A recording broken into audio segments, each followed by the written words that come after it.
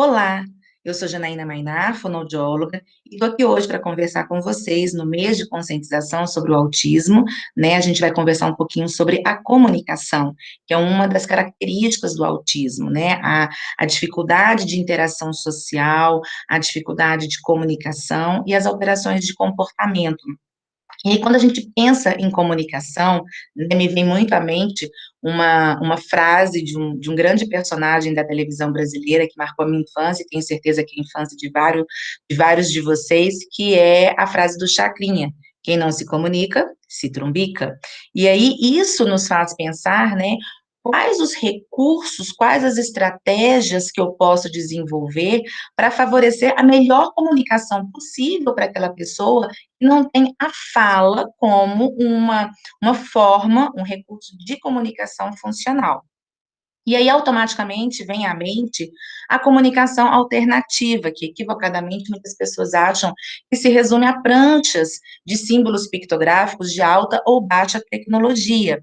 E, na verdade, vai muito além disso. Então, quando eu consigo sistematizar com a minha criança um código de sim e não, né? Então, por exemplo, toda vez que ela quer dizer sim, ela dá um sorriso, ela bate no peito, ela sinaliza com a cabeça, ou toda vez que ela quer dizer não, ela faz uma cara feia, ela faz um movimento de esquiva, ou mesmo balança a cabeça negativamente. Se eu consigo sistematizar o uso desses códigos, é um grande ponto de partida, né? Eu consigo favorecer uma comunicação bastante funcional.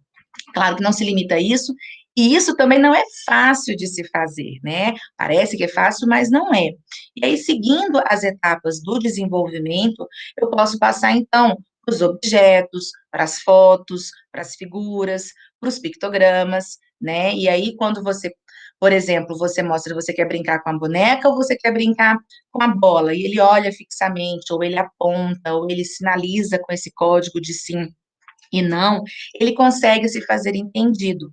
E isso favorece também uma organização maior, né, e minimiza muitos impactos dessas alterações comportamentais, né? Então, como que é importante realmente você, né, fazer acontecer essa comunicação da melhor maneira possível. E aí, pesquisas mostram para gente que é importante a gente não trabalhar apenas, né, baseado na fala, na nossa fala. A gente precisa ter outros recursos além da fala. E aí, defende-se muito o uso do estímulo visual, né? E aí eu posso pensar em tudo isso, no objeto, na foto, na figura, no símbolo, né? Tanto como recurso de comunicação, né? Então, de eu mostrar para ele o que ele quer.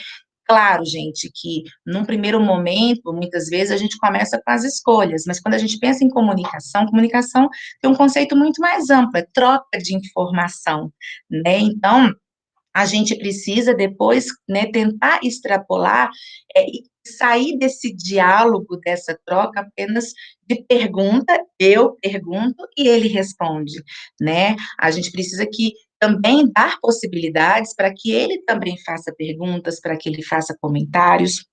E é muito interessante quando muitas vezes nesses casos que a criança não tem a fala funcional, e eu brinco muito, né, que a fala está aqui, a linguagem está aqui, e a comunicação está aqui, ó, com o outro, né, e aí quando o outro fala assim, não, eu não pergunto para ele, eu não converso com ele, porque eu sei o que que ele quer, né, ah, ele ama suco de uva, você já perguntou se ele quer experimentar outro suco? Porque de repente você só oferece o suco de uva, e aí quando você gera essa oportunidade, ele quer experimentar o suco de caju e ele passa a gostar mais do suco de caju do que do suco de uva, né? E isso acontece muito com time de futebol. Ah, ele torce para o Cruzeiro, e aí na hora que você, né, dá ferramentas para ele poder responder para qual time que ele torce, ele mostra que é para o Galo. Isso dá um conflito familiar, né?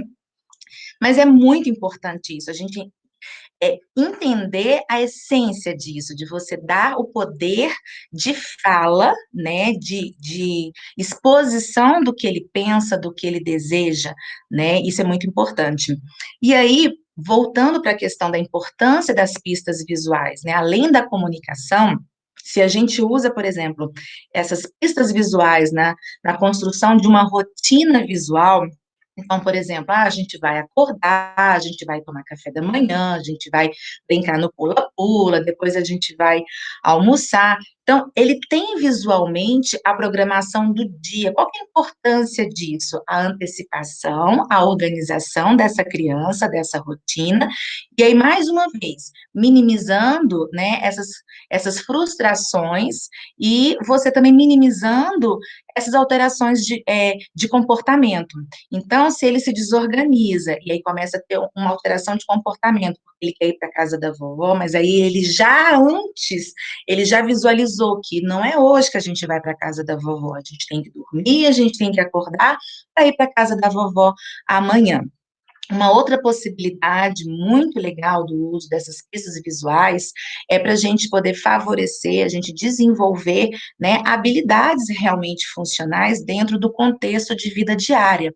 Então, vou pegar um exemplo, né, o passo a passo para ele poder preparar o lanche dele, o passo a passo para o uso do banheiro, que, né, muitas vezes é uma demanda, né, primordial para a família, a independência para o uso do banheiro. Então, se você sinaliza visualmente para ele, né, ele vai chegar ao banheiro, ele vai usar o vaso, ele vai se limpar, ele vai dar descarga, que ele tem que lavar as mãos, o passo a passo do lavar as mãos, desde abrir a torneira, usar o sabonete, enxugar as mãos, isso tudo vai favorecer essa independência, essa autonomia, né, dessas atividades de vida diária, favorecendo a qualidade de vida, e eu falo muito, né, não só para aquela pessoa, mas para toda a família, né? Então, isso é muito importante para a gente colocar. E aí, né, muitas famílias perguntam para mim assim: ah, eu quero que meu filho fale, como é que eu faço? Né? E aí eu sempre respondo: fale com ele, né? Porque muitas vezes a pessoa quer que o outro fale, mas não existe essa interação. Então, interaja com seu filho, né? Esteja na altura dele, né? Favoreça esse contato face a face, esse olho a olho, a troca, né? Vá pelo que é mais motivador para ele, amplie sempre que possível esses interesses, criando situações novas, criando, gente, sempre, isso que é mais importante, oportunidades de comunicação, porque a gente só vai comunicar se eu tiver essas oportunidades de comunicação, se eu favorecer, né, ferramentas, estratégias, recursos, para que ele possa estar né, fazendo acontecer essa comunicação. Então, esteja disponível, crie essas oportunidades.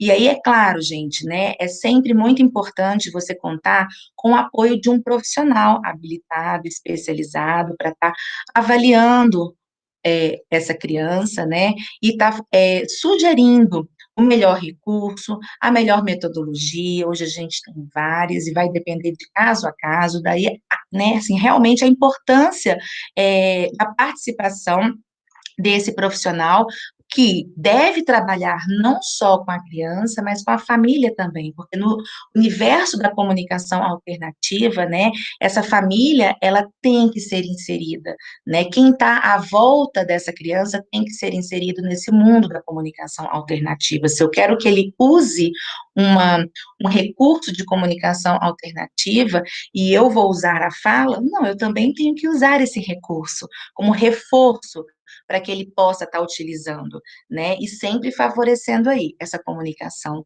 receptiva, a comunicação expressiva, a função comunicativa como um todo.